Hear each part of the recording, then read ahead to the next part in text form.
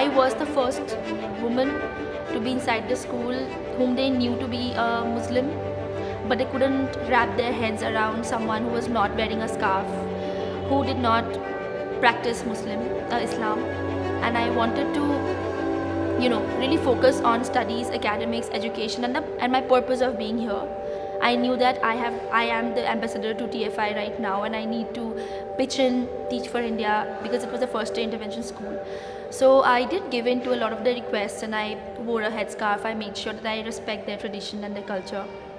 But then slowly it started to disturb me a lot as a person from inside. But I'm okay and I'm good here now because they have seen the outcomes that my children were supposed to show. So they're happy with the way I teach, they're happy with the way I am as a teacher. I knew that parents also play a part in the school with the management. So if the management heard about me from the parents, maybe they would start to believe in the cause. Their aspirations for their child is very simple. They want to make sure that their child is educated enough to raise a family on her own, support it, and educate her kids, look after their studies. After the numerous career talks that I have had with the parents, I remember most of them now changing their decisions from saying, my child will only be in the school till standard 8th, to saying, I will make sure what she needs to become a scientist. Or saying, Didi, can you tell us what will happen after you go? Who is going to be there to help her? Because I really want her to become a teacher. Once I formed the vision for my classroom, I knew that my parents also need to know the components of it and the our student vision scale as to refer to, daily just look at where their child is and what their child is doing to make sure that they go ahead in the student vision scale, because that's a big part of my classroom. How we make sure we do this is by having regular PTMs. I make sure that they bring their document with themselves, and they show me that this is how I have graded it. They also share their best practices with each other so that parents get inspired from each other.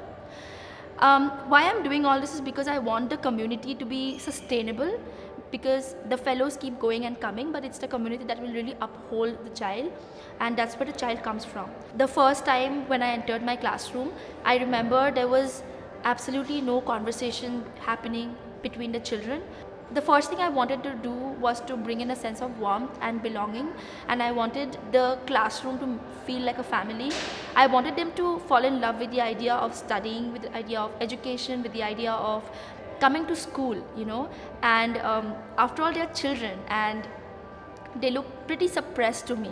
We really took our time in getting to know each other through circles, through vulnerability circles, through making sure that we do, a lot of Maya lessons. This year, we are focusing on independence, and it looks more like ownership and taking charge of their responsibilities, values, and their goals. Someone walks into my classroom, this is the first thing that you will notice: children helping each other to achieve their goals, and reaching out very deliberately, although for some it still is a work. I won't say that I'm 100% there.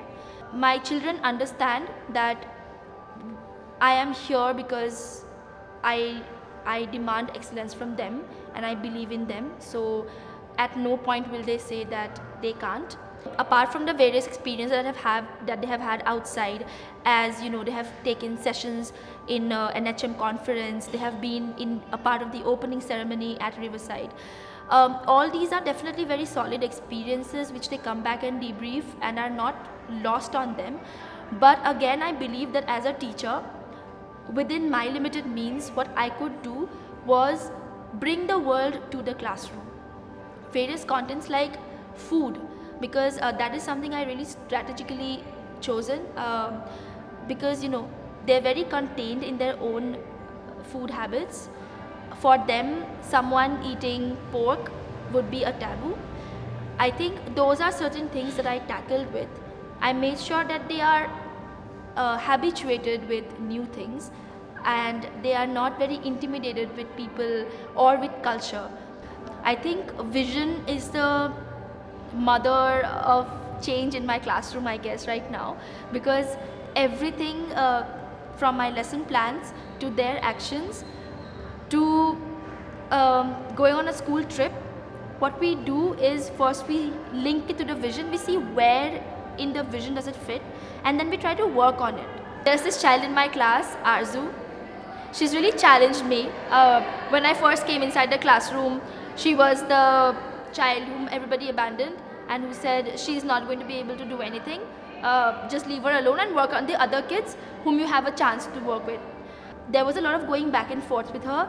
She needs a lot of reminding that, Arzu, we are doing this because you wanted to become a policewoman and it's going to help you.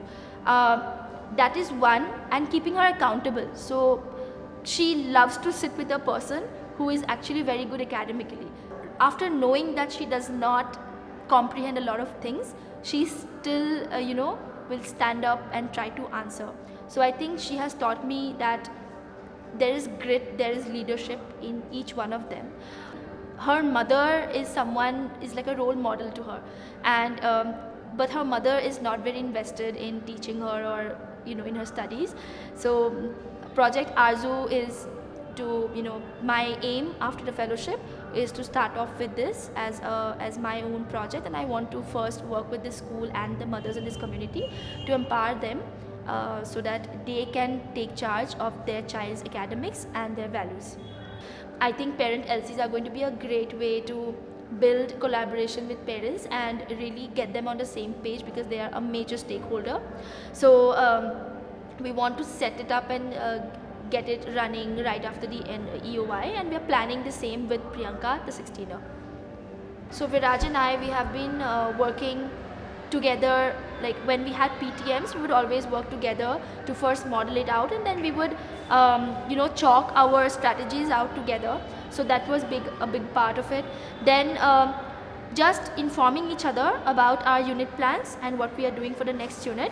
And if it, for example, the health and nutrition unit, we did it together because we believe that it's something both our classes needed at the same time. I teach his kids dance and he has taught my kids maths, because that's something I sometimes struggle with. We have a lot of fun collaborating because I love working in a team. We do our learning stations together when we are doing differentiation.